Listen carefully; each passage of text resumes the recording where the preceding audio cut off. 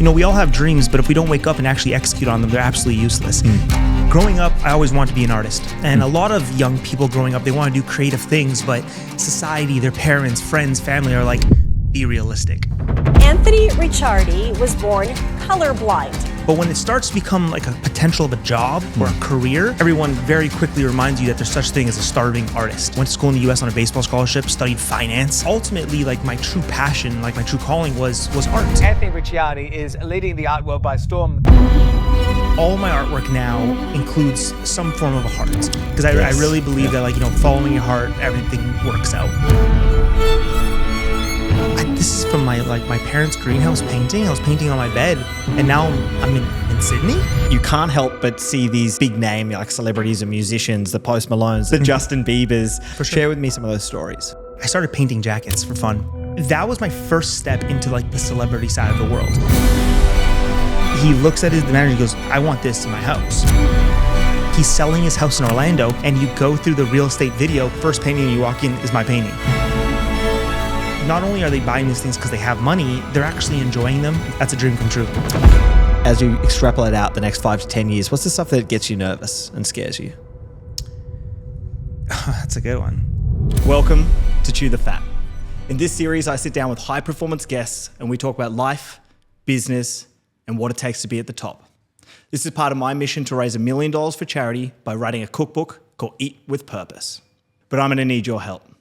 If you can share the content and leave a review, it's going to make a massive impact. And the bigger the audience, the greater the reach, and the sooner we can get to that $1 million goal. Enjoy the episode. Now, Anthony, part of the Chew the Fat tradition is I cook the guest something of their request to tie it all back into my mission to raise $1 million for charity. And today you said something Australian. Yep. Now, the beautiful thing about you coming from Toronto is you don't yet know that there is nothing really that's Australian. So I chose lamb, even though this has probably come from New Zealand.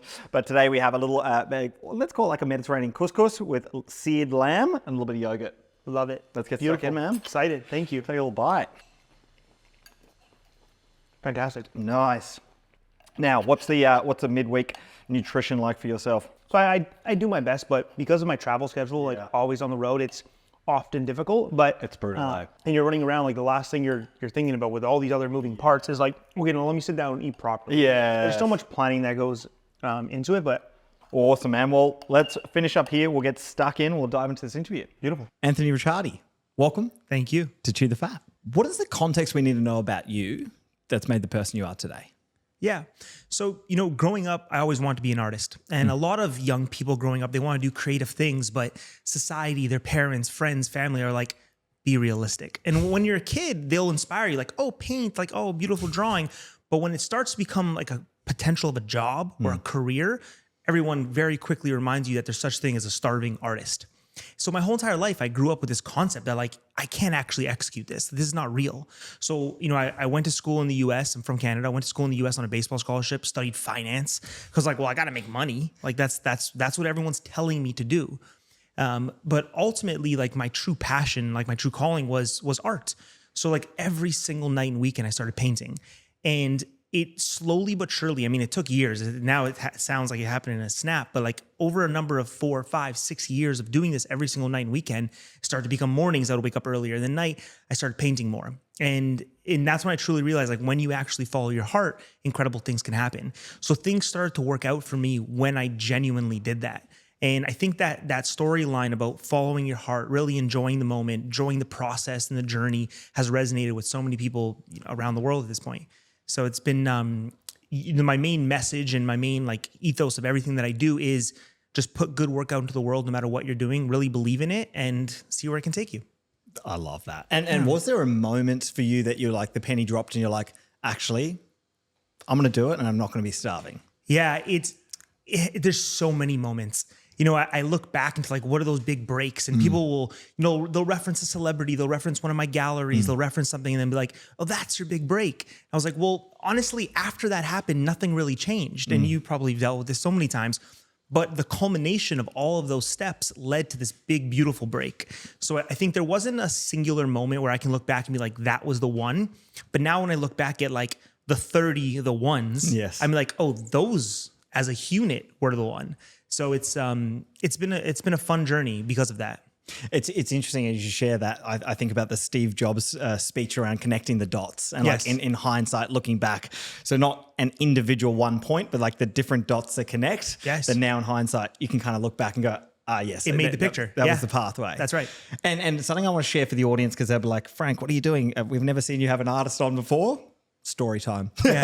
Story time for you, Anthony. Part of, I guess, let's call it my entrepreneurial journey, big smile on my face, is my mum, she's an artist, right? Oh, amazing. Like a funzo artist, funzo on the weekend. And so she used to every weekend take me, I think I was like 6 years old, take me to the markets and sell her art.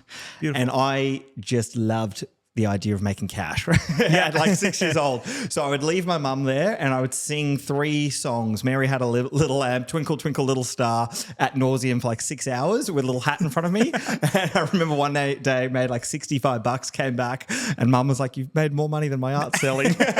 So I thought this could be bringing it home today. That's awesome. I Now, love that. Something that was really obvious as I started to look into your story and a bit online was this.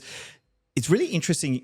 You have very much a prominent side of business that I don't think I see often in that art space. Yeah. And so I guess my first question is, how has that finance degree done the changes it has in your art career? Yeah, I owe everything to it. I get to speak. I actually recently spoke at the graduating class of one of the top art schools in Canada. And the biggest missing component was the business side. Everyone's so focused on the brushstroke and the paint that we're using, but not understanding not only the marketing side, but like you as a business individual, you as a businesswoman, a businessman, understanding how to structure yourself, understanding how to build a team, and understanding how to inspire those around you, and like actually having a goal that you're working towards. So I think that my finance degree and like having, when I worked for a real estate investment fund when I left, or when I was left school, and talking to the entrepreneurs every single day that were building these skyscrapers and building these big developments and understanding that like their dream was becoming a reality through financing. I was like, well, why can't I do that? Like, why can't I do that through art? Why can't we do that through whatever your creative journey is? So I attribute a lot of the success in art to the finance side and also to the sports side. I think they go hand in hand, like the work ethic, having to go to work every day, having to go to the field every day, having to like actually execute on a goal and have deadlines and timelines and all those different things really, really help my art career. So it's prominent in every single thing that I do. And let's get granular. Like I'm really keen because I think, when we're having this conversation, I think there'll be a lot of people who think about business as, I've got to lead a team. It's about profit and loss. I've got to scale. I've got to have all these different things. What I find really interesting is, you're creating art, which is ultimately a product. And then you're placing some of this rigor in that allows you to scale. Yes. But I want to get granular. Like what is that actually, what are some of those principles that you're doing in your day to day that you think have driven the success of where you are now? Yeah, no, I love that. I truly believe the root of it all is creativity. And I believe that each and every one of us, business people alike, are creative. Everyone always says, well, I can't draw a stick person. It has nothing to do with that. But it has to do with when you're scaling something, how you look at a problem over the years. If you face that problem so many times, you're more creative of how you execute the ending game. So I've just done that through all different things. Like I want to get into developments. I want to start doing condo developments. Of how can I get in? So is it through the development company? Is it through the interior decorators? What step do I have to go through to get my artwork in there? And then I've just done that at scale. So I wanted to have a gallery in one of the top malls in Canada. And I was like, well, I can't afford the rent, but I can afford the rent for a few days.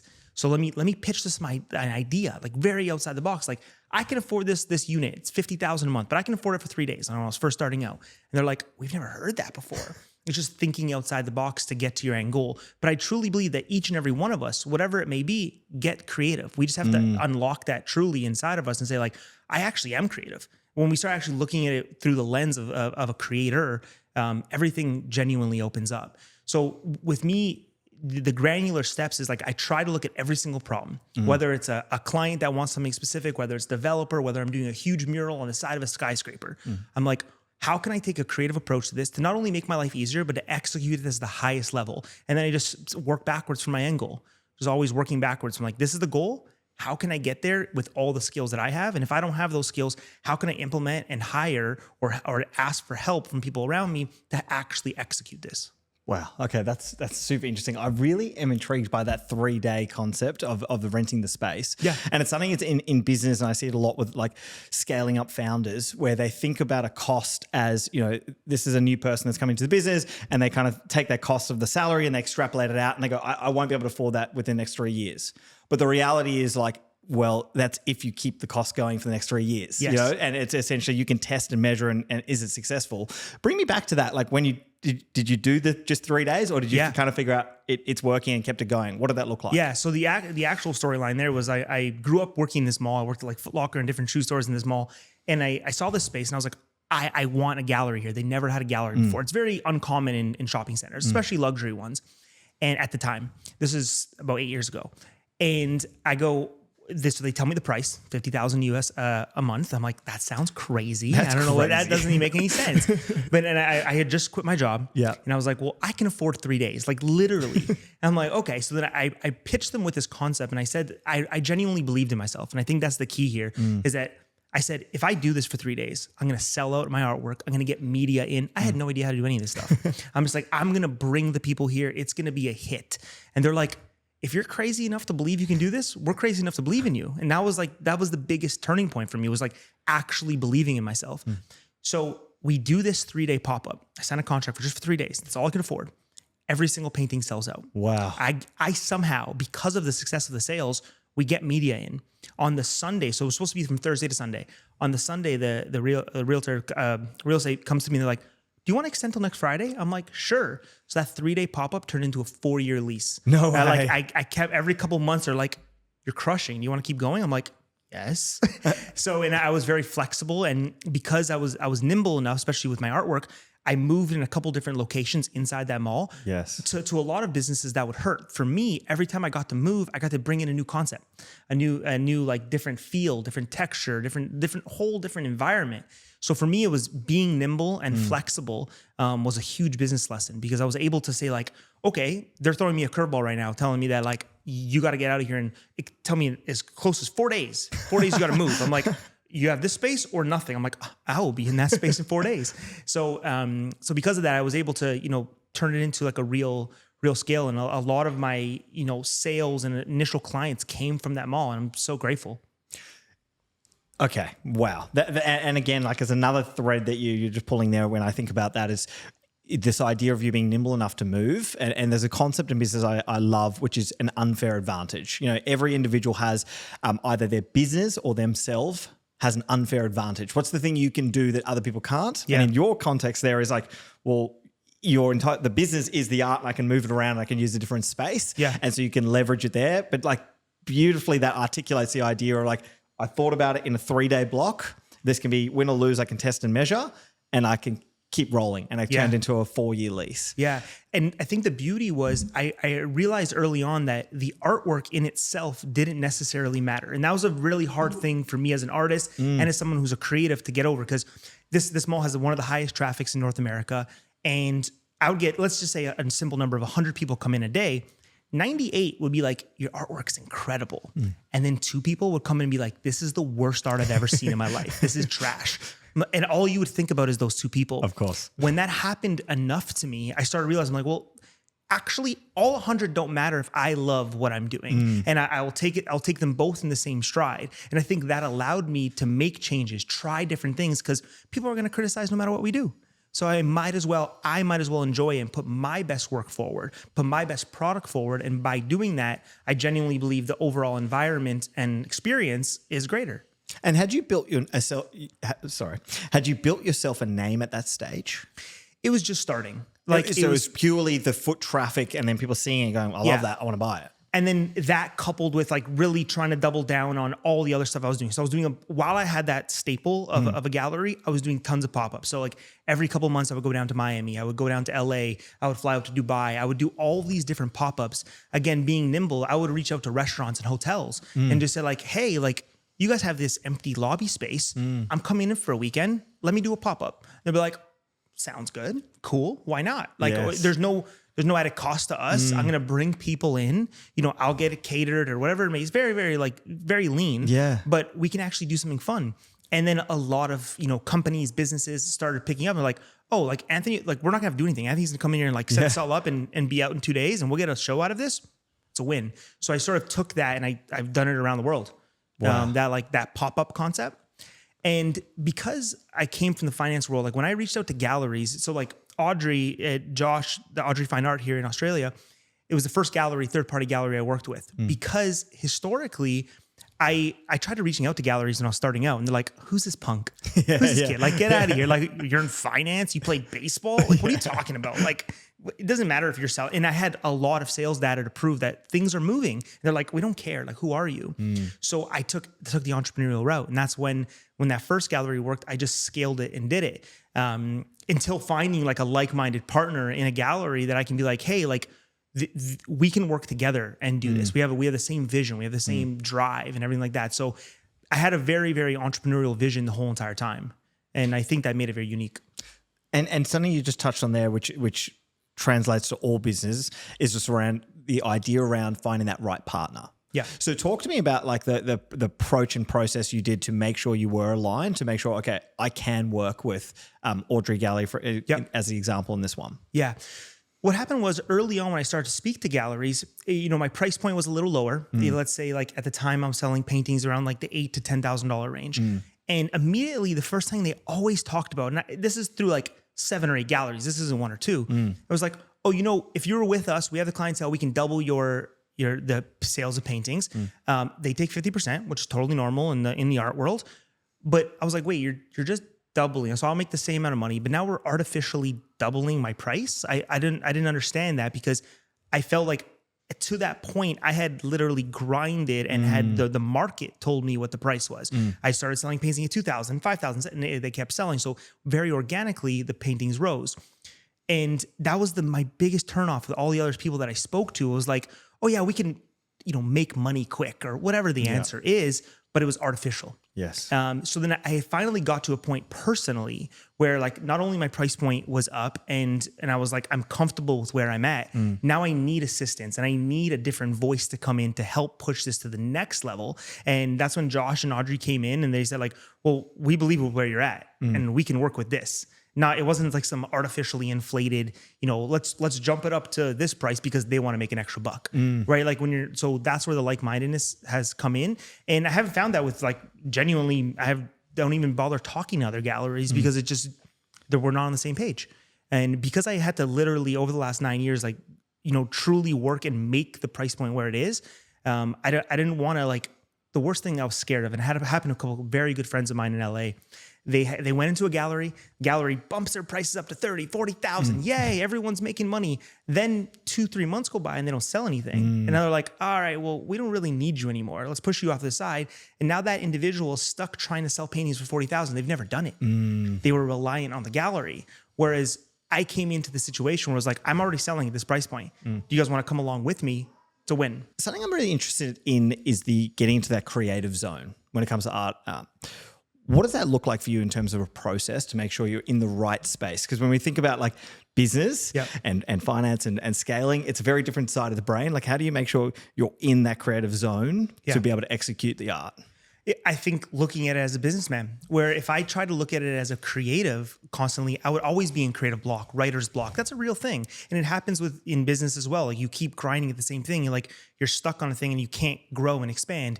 What I've realized is that when I try to, so if I'm working on a painting and like, let's just take a piece of art, for example, and I'm stuck and I don't love it, I'll move to something else. Very same way in business where I have friends that are like, okay, I can't figure out this marketing thing, but we got some finance stuff to work on. We got some accounting stuff to work on. We got team development stuff to work on. You find something else in the business to keep you moving, and that'll inspire you to be back. And the second thing that I've done very actively is we talked on before we started like about my clothing, jewelry that I've designed. When I got in those creative ruts, sculptures that I've done. When I got in those creative ruts with one single thing, I said, okay, instead of let's stop this painting, take a step back. Let me try something else. That's actually really interesting. Do you know what else is interesting? The Eat with Purpose cookbook. It's part of my mission to raise $1 million for charity. This podcast is part of that goal. And what you can do is like, comment, share, and leave us a review. Let's get back to the guest. Let me try making a sculpture for the first time ever. And I was like, oh, it actually worked. And then it re-inspired me to do my hearts or to do my artwork. So one quick story is like all my artwork now includes some form of a heart because I really believe that like, following your heart, everything works out. That heart actually came, that very specific heart that I utilized came from a sculpture that I made. I was in this very, couple month long creative rut. And I was like, I want to make a sculpture. It was around Valentine's Day. And I create this sculpture and I needed to make the base of it. I needed to have a drip that would work to make a base. When I created the sculpture, I loved the shape so much. I'm like, let me try drawing this in a painting. Now, just because I tried that one sculpture many, many years ago, it's now in every single one of my paintings. And it's become my symbol around the world is that like, I recognize that shape of a heart. But it was only because I was in a creative block. I was in an artistic, rut that I thought of something else, tried something else, and then re-implemented it. And it helped out that side of my business so much more. That's super interesting. And it's so true. Like, regardless if it's in a creative space or not, when you get kind of stuck in your ways, or even if you're doing the same thing over and over again, and then you're expecting your business to grow or change or whatever, it's like, if you just keep repeating the same task over and over, it's not going to happen. Yep. And so sometimes by diving into something that feels completely random, you can pull things back into the zone. 100%. I truly believe it. One of the things I saw there was around something you'd been doing with Grant Cardone. Can you just share a little bit more around that story? Yeah, for sure. First, Grant's like a huge art collector. So like we initially connected through just the love of art. I did a big mural for him in his podcast studio. So like his main podcast studio that he has filmed hundreds of podcasts there, like all the artwork behind it was done by me. And from there, I did a mural in his gym. And then we did a collection. So I pitched him. So thinking outside the box, I'm sitting in his house and I go to him, I want to do a show for Art Basel, which is a very big show in Miami every year in December. I'm like, because his big thing's 10X. I'm like, I want to do 10 paintings based on your quotes. There'll be original pieces of art. It won't look like, fan art. It'll look like original pieces of art, but I'll utilize your quotes to work inside the artwork. And he's like, all right, done. I'm like, oh, I didn't think he was gonna say done. Like, what do you mean? And this was in like November. We had 30 days to pull off this huge show. Wow. But because he has so much infrastructure and I mean, his team is so incredible at putting on events and shows, like right away, I got a whole entire team dedicated to the show. And like we executed in 30 days, 10 big paintings. We did hundreds and hundreds of prints. We did merchandise, all these different, like actually thousands of prints and all these different stuff on the base of like initial love for art, but then also finding out that like, we can actually turn inspirational quotes and different stuff into artwork. Like, why don't we do that? And then tap into a market that's already, loves his stuff and loves like what he stands for. And so it's just been, it's been a 3-4 year collaboration now. I've done all like the big 10X growth cons and I have all my artwork and all on display on all those. And then throughout their whole entire office, of course, and his home, like he's purchased so much art. And then their whole team, like Jared and Sherry and like all their management team has, purchased art and I've supported their charities. And yeah, it's been a great relationship. And it's the combination of hard work, dedication, and all the things they stand for is also what I stand for. So like-minded people usually find each other. Man, that's so cool. Yeah. And the reason he piqued my interest is because my foray into sales is I bought his $2,000 sales university. No way. And one of the things that shaped the way my brain thought in terms of goal setting was the 10X rule by Grant Cardone. Yeah. So I had, interestingly enough, we had a really amazing designer in our business who was a landscaper before we placed him in the role he was in our business. And at the back of our business, it was like a team of 6 at the time. We had a blackboard and he'd come in on the weekend and he'd draw with chalk. And I'm going to share with you what it looks like because I reckon you'll love it. Yeah. Draw with chalk, either something like inspiring or something that we'd walk in each day, like a 4 meter wide kind of mural. Yeah. And after I read the 10X rule by Grant Cardone, I was like, okay, I want to set a ridiculous goal for the first year of sales. If I do $1 million in recurring revenue, I can go to Japan. And so what he did is he drew a thermometer, and at the bottom of the thermometer was Mount Fuji. And every time I did a sale, I'd like draw in like the, getting That's closer awesome. and closer. So when I saw Grant Cardone, I was like, nice. Yeah. No, I mean, that's fantastic. And in that 10X rule is, I mean, it's so applicable to everything that we do. Absolutely. Literally everything from health, everything to business, to relationships, like literally everything. And I believe we all have so much more that we could execute on and actually push through towards. And no, I mean, I live by it as well. I love it. And so share with me, like, getting to work with, someone like Grant or other people in the business world, like how has that reshaped the way you think about your art and your product selling? It's, it's always just made me think bigger. It's like you actually, when you get into the rooms and I mean, this, like when you get into like-minded people that are doing big things, you start going like, why was $1 million my only goal? Yeah. Right. Like you start actually being like, they're doing $1 million a week. Yeah. Why is my goal $1 million a year? Like, and they actually open your eyes up to this is real. This is possible. And a lot of people have come from worse situations than you, maybe easier situations. It doesn't matter. You realize like with these principles, with hard work, with actual execution, like I truly believe that like, we all have dreams, but if we don't wake up and actually execute on them, they're absolutely useless. And with that, if we can actually execute towards all these things, we can all be in the same rooms talking about the same things and growing together. So I think that all those type of people, like the Grants of the world and everyone, and even a lot of clients that people don't even know, I got a lot of very, very cool, interesting people that run these very big businesses. And you're going like, how did you build this? This is so impressive. Like, and you have 400 employees. How do you even manage? What does that even mean? And all these different things. And you realize like, they're regular dudes and they just executed on a vision and it inspires me to do the same. And who do you surround yourself with? The more we talk, the more I kind of feel that the entrepreneurial like business person is like almost more in you than that artist. Yes. Like who do you surround yourself with to kind of continually push the way you think? Yeah. All entrepreneurs. Yeah. I do my best. I still actively like pay and go to a lot of conferences, even though I'm a speaker at most of them. I'll go and I'll be in the crowd at many, many different conferences just to learn and understand. Because if I'm in like-minded rooms, you never know what you can learn. And I love hearing people speak because it not only inspires me, but it teaches me. So I do my best to put myself in those situations. And sometimes you have to pay. Sometimes you have to, fly to go see them or like just be present in these locations. But I believe it's so important. So I do it often, as much as I can. And with that in mind, like, have you rubbed any other artists the wrong way in terms of your approach? Like as I think about, the business entrepreneurship in your approach, and then I think about that artist who's like in the cave and they like must feel, feel all the right things to get that right brushstroke. Yeah. Has there been any conflict in there in terms of like, or not really? Not really. I'm like super non-confrontational and I don't really play in the traditional art world, as you could obviously could tell. So I don't really, the few artists that I've become friends with over the years because we've shown at the same shows or we've crossed paths, they're all incredible people. We have different routes to get to where we're at. But I've collaborated with many artists. I've done different things with artists, but no, I'm like super non-confrontational. I don't get into ruffle with anybody. Good. Well, it's not a gossip show, so that's good. I'm like, damn it, Anthony. That person. I wanted to name drop and roast some people. Better for the algorithms. No, I'm inspired by so many artists. It's early in my career, like all you can do is be inspired. There's a book by Austin Kleon called Steal Like an Artist. And the whole entire concept of it is that nothing's original. Like genuinely everything that we do today is formulated from something in the past. Whether you think it's the most original idea in the world, no, it's probably not. Or it was a derivative of something else. And when I finally got that concept, I was like, because it happens to me now. People copy my art. Like they're like, oh, well, I saw those hearts. I said, I'm like, it happens. It's okay. Yeah. Like I didn't create the shape of a heart. Yeah. Like, right. I used Marilyn Monroe in one of my paintings. Like, am I the first artist to do that? No, of course not. So I understand that like we're all derivatives of each other. And if we can just grow together, it all works.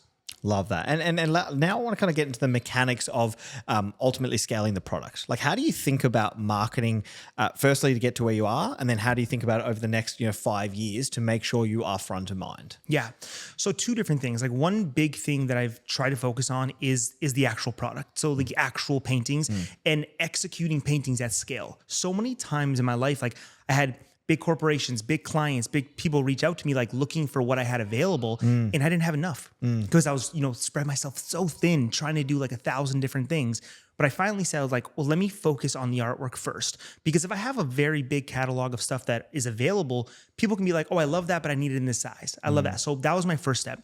The second step was trying to be as omnipresent as 10X as possible. And that is going to events, that's speaking, that's podcasts, that's, being front facing with clients. So when a client wants to meet and talk about a painting, I'm like, I'm coming to your house. Let's talk about it. We have an empty space for a wall. I'm like, let's execute it. So I do that a lot. And because of my business background, like I do a lot of presentations. I do a lot. And I also understand that, presentations may lead to nothing or they may lead to something. So I put a lot out in the world. Love that. That's my goal. And for all the punters out here, you can hear a little screaming child in the background. I promise I don't lock them in the cave. That is my son. This is the reality of life. Yes, yes. He's downstairs. It's nap time, and he's not frothing on that. So being a dad is inspiring. Yeah. And how has that shaped you? Yeah, it's so I have a 5-year-old son and a 5-month-old daughter. It's been a true joy. You know, I get to do a lot, and my son is old enough now, like he paints with me and he has fun, and I never really, you know, it was such a cliche thing growing up. I was like, oh, like my kids inspire me. I didn't even know really what that meant. And I don't think that it necessarily made me work harder, but it was a second thing, like seeing them happy, being able to travel. Like until my daughter was born, like my wife works with me and she does like a lot of stuff with me on the business side, on the back end side. But they've got to travel around the world with me. It's been the biggest joy in the world. Like my son and I'm like, last month I was like, I have a project in Orlando. Like me and him are going down. Let's do a boys trip and I'll go deliver this painting and we can have some fun for 4 or 5 nights and go to Disney and all the fun stuff. So cool. So, you know, being my inspiration actually is to do more with them, which is like super, super fun. They were supposed to be on this trip. It's a little bit far still for little guys. It was a little bit of a hike, but the next time we come to Australia, they'll be here. I just did with my son Oscar a 30-hour journey to Europe. Well, yeah, and it's seriously it's a tricky one. How long did you go for? We were there for. I mean, that's the easier part. Is we were there for just over 3 weeks. Nice. So it's like nice. you can kind of get acclimatized. Yeah. But my gosh, It's what a stretch. great test of patience. What is it that you want to like raise and inspire in your kids? Because if I think back to, you know, the storyline, which is, you know, you were told, you know, they're struggling artists, and now seeing the journey that has been, like, what do you think is most important to you to instill into your kids? Genuine hard work. Like whatever you're going to do, you have to go all in. Like when I was focused on baseball, so I played Division I baseball at Alabama State in the US. When I was focused on baseball, that's what I was focused on. Like I wanted to be the best baseball player I physically could. When I started working in finance, like during the days, like we mentioned this before, like I actually liked my job. Like I worked really hard at it, but every other waking moment, because I knew I wanted to be an artist, I spent like focused on that. And I think that if I can instill that, like with hard work, with that dedication, perseverance, and all those other fun things, if I can instill that in my kids to say like, you could actually achieve anything. Like look at the world, like look what's been created. Like it started with an idea. And if you really execute on an idea, you can genuinely achieve it.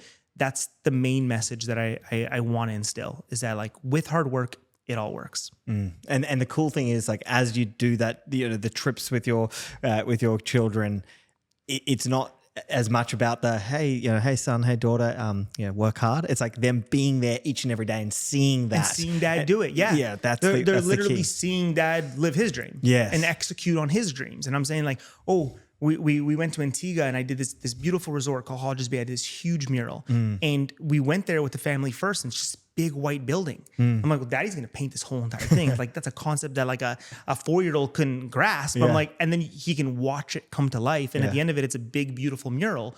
That type of experience and type of thing is what it comes down to. Is like, or like I did a project with Disney. So I collaborated, I painted at Disney, and in being able to tell my son, like, you know, Disney, like where we go, like daddy painted here, like my painting's over there. And like, it's like, wait, that's possible. That's so cool. Stuff like that is really, really fun. But seeing them, watching them, me execute, and they can see that it's possible is everything.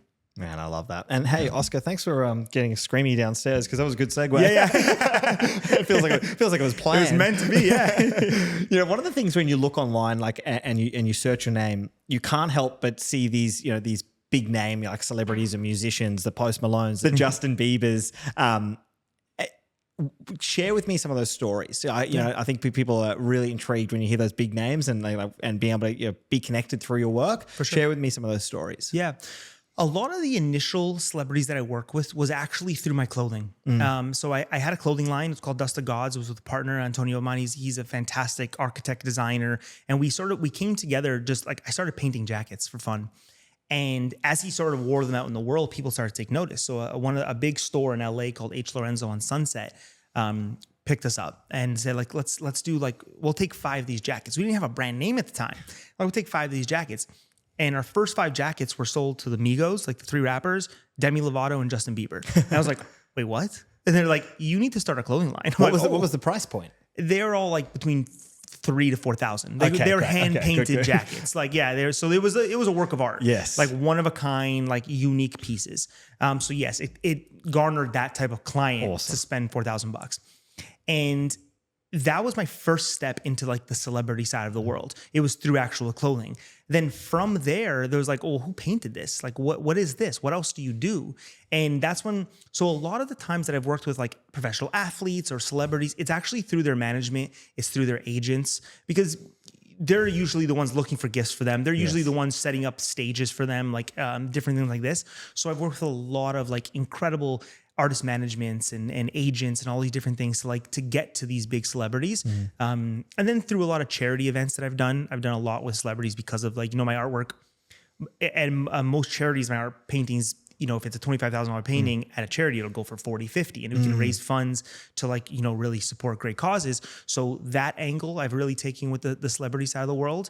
But yeah, no, I've had all, great, collaborations and different things with art, and all the celebrities seem to actually like the art, which is like the sort of the big win. Yes. A really fun story with Shaquille O'Neal. So I'm in Vancouver at this event, and he walked. So I was presenting a painting. We are going to auction it off the charity that he was going to sign. I made 2 more, and I wanted one, and I wanted to gift him one. And so his manager was the one who actually set it all up. It was like his uncle, who was his road manager. And when Shaq saw it, I'm expecting nothing. I'm expecting him not to care. Like, how many things is this guy given, right? Every single day. He genuinely was my wife and I, and like nobody backstage, just my wife and I, Shaq, and one other guy. And we probably stood with him for like 30 minutes, just chatting about my art and stuff. I was like, I expected like it to be like a hit and run, like sign it, like see you later, buddy. And I didn't know if he was going to take the art. And he looks at the manager, he goes, I want this in my house. And I was like, wait, did he actually just say that? So fast forward 2 months after that, he's selling his house in Orlando, and you go through the real estate video. As soon as the drone comes through his house, the first painting you walk in is my painting. I was like, that is crazy. Like super, super fun. So to see that, and I've had that happen with other celebrities where, whether it's a gift from one of their people, whether they bought it themselves, whether what it is, for them to actually enjoy it and put it up in their home is a whole different story. And it's been, or have like a Demi Lovato actually put on the jacket and wear it out, or the Migos go on stage with it, or like whatever it may be. Not only are they buying these things because they have money, they're actually enjoying them and putting them out in the world. That's a dream come true. It's really interesting. And firstly, I can feel Kai's energy to the left of me because he just thinks about things in trailers, and he heard that and he was like, oh, Shaq's story. It's like real estate video. Oh, he's mapping it all out. He's like, bingo. But what's really interesting is I hear that and I'm like, oh, it's just all kind of playing down to this like genius business marketing piece, right? So what is the impact when someone like that walks up on stage and has, the jacket on? Like, what's the impact from a business lens? Because that is like influencer marketing at its purest form. Yeah. It's real intriguing. So the great thing about it is that it means everything and nothing at the same time. Genuinely, especially because of my price point. Yes. There's been so many. There's been a lot of celebrities that have worn my jewelry, worn my clothing, have paintings in their homes. And like I said at the beginning, every time that happened, I would look at my parents, I look at my wife like, oh, this is going to be crazy. Like, this is going to change everything. And genuinely nothing changes. But going back to the Steve Jobs, connecting the dots, now we can talk about 20 different stories in a row because the culmination of them all matters. But when the influencer marketing side of things, I think that if I had a lower price item that I think I can genuinely scale, it's scary. Yeah. It's $20. If there was something that I really targeted and did something, it probably would work. And we've seen that happen so many times. But with the market that I was trying to do, the luxury side of the thing with my artwork and to stay at a certain level, I think I've done an actually really bad job of that, of executing and like actually capitalizing monetarily on the back of all these celebrities. It's helped with conversations. Yes. I had a really, really big Shaquille O'Neal fan in Toronto, saw the picture and ended up buying a different painting because like they loved Shaq. Yes. Or they saw me do the Shaq and like, I need a Michael Jordan, I need a Vince Carter, I need whoever, because they saw that. So that's helped. And I know there's been like, residual sales because of those things, but it's not that exact thing that did it. And so I think I've actually done a pretty bad job of actually capitalizing it, but culminating it in my story as a whole has been all I've been focused on, because the whole thing here for me is a big play, is a long play. I know that the end game is like in the art world, you know, my price point of a painting is, you know, in the $25,000, $30,000 range. In the art world, that's not that big. And it sounds crazy, and it sounds crazy to me. But like in the art world, art goes up to hundreds of millions of dollars. And I go, well, if I'm playing the long game here and I'm young, I feel young, I'm getting old, but I feel young. Then if I keep stacking these stories, it'll actually justify where we're going in 6 years, 12 years, 20 years. So that's what I've been like really focused on. Man, I love that. It's something you just said there, was just like piqued my interest so hard, was it wasn't the one thing, but it was the culmination of things that created the impact. And I think from a business lens, it's super important, because people will sometimes put too much eggs in one basket, which is like, if I do all of this into this one marketing campaign, it's all game over.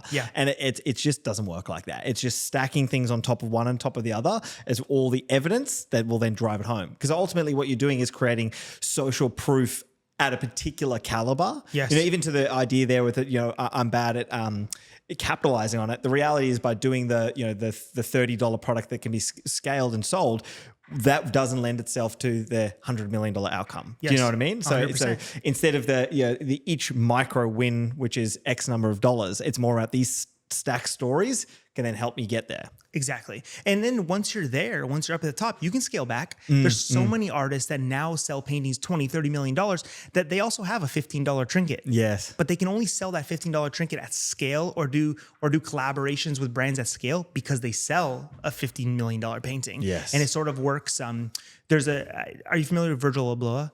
No. So Virgil was, he unfortunately passed away a few years ago, but he was the creative director of Louis Vuitton. He owned a brand called Off-White and all these different things, but he collaborated with everyone from Louis Vuitton to IKEA. And then like everyone in between, Evian water and all these different things.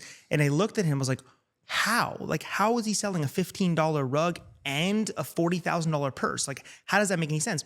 But the truth is that his staple was luxury, and anything that he was able to put his tentacle on and say, like, let me be here, here, here, it elevated with him. So he elevated himself here, and then everything else worked itself out. So I've really modeled myself off of that, like that basis. It was like, if I keep my artwork here and I keep working towards, you know, creating beautiful paintings, all of the other things will actually work out. I have my first, it was just really exciting for me, and I hadn't mentioned it to anyone actually. So this is the first time is I'm doing my first distribution deal with a wine company called Prisoner. It's an exclusive wine out of Napa. It's a higher end wine. It's great. But I'm actually doing a distribution deal all across Canada. So every liquor store, every store that sells wine will have this custom box, like a collector's box made by me. And that's only on the back of the value of my paintings, you know, associating a high value ticket wine with a painting. And you sort of work backwards from that. And I know that if I keep on this path, more opportunities like that will come. Love that. Yeah. Now, one of the things in just the way our brains work is, like, the closer we get to the top, the devilish thoughts come into our mind, the imposter syndrome, maybe the things I've done with by fluke. What's the stuff as you extrapolate out the next 5 to 10 years? What's the stuff that gets you nervous and scares you? I mean, I'm in Australia right now on your podcast. This is crazy. I don't even know what I'm doing here. How did this work? Like, you also talk about imposter syndrome. It happens to me all the time. Like, I remember the first time we came to Australia, and all the different places. I was in Dubai. I'm in London or in Italy. I'm like, this is from my parents' greenhouse painting. I was painting on my bed, and now I'm in Sydney. It's absolutely wild. But if I keep believing on that North Star of like where I'm going, I understand it gets me through that imposter syndrome. Brad Lee says something out of Vegas. He said, always seek imposter syndrome. Like, the times that I've got worried in life is when I feel too comfortable. If I'm like, oh, like everything's going great, like cool, I'm the man. No, you're not. Like, you need to put yourself in situations in which you feel uncomfortable. And I think that's been like the biggest key for me, is being like, I'm going to put myself in all of these situations to be uncomfortable. So when I look at the next 6 years, 10 years, I don't even know what that means. Like, it just means bigger shows at a grander scale in bigger homes with bigger collectors, or whatever that means. It just means bigger. Because you know, the truth is that, like, if we've already achieved everything that we said, all I want to do is quit my job, just be an artist, whatever that meant. Like, we've blown past that. All I want to do was sell a painting for 20 grand. Now it's like, okay, yes, now how do we get to 50? How do we get to 100? So your goals will keep moving. And if you understand that, then that's part of the journey. That's the beauty. So I try to seek it. I try to seek imposter syndrome and be like, I'm on this podcast right now. This is crazy. This is awesome. Right. So that's the goal. I love that. And Kai is very intimidating. So I can see why you get that sense. The way he looks at you with those eyes. I'm scared most of the time. I'm here too. You know, it brings me to the last question, which is around like, as we move along and as those goalposts start to move, it's always really important to kind of stop and reflect. Yes. And the question I have for you is, as you look into the past and into what you've done to this day, what are you most proud of? Oh, that's a good one. Most proud of, genuinely pushing through hard times. And when I say hard times, it's the times of self-doubt. It never ties to something financial, never ties to something with art specifically. It's the times where no one knows what's going on in our heads and I don't believe in myself. Or like, I don't think what I'm trying to execute is even possible. And there's been many times over the last 9 years that I've been like, what am I doing? Like this, I can't actually execute this at like how I'm trying to. I've had many failed businesses. Like I opened up a restaurant. Talking about spread myself thin, that have been very large financial failures, but also just very large failures like socially. Like, oh, Anthony did this and it failed. And pushing through those constantly is what I'm most proud of, because it can't come down to art. If you look in your singular thing, like there's 1,000 things I could redo in art, or there's 1,000 things I can redo in relationships or whatever it is. But I'm most proud of that. There is just being able to push through. And secondly, I think that to go back to family, like I've been with my wife since we were in high school. We've been together for like 17 years, and having her by my side, and I know how lucky I am to have her, and I hope the same that she's lucky to have me. Having that and having that family core and building it and staying so tight knit with that has been something that I'm extremely proud of as well. That's incredible. Yeah. Anthony, I appreciate your time. Thank you so much. So grateful.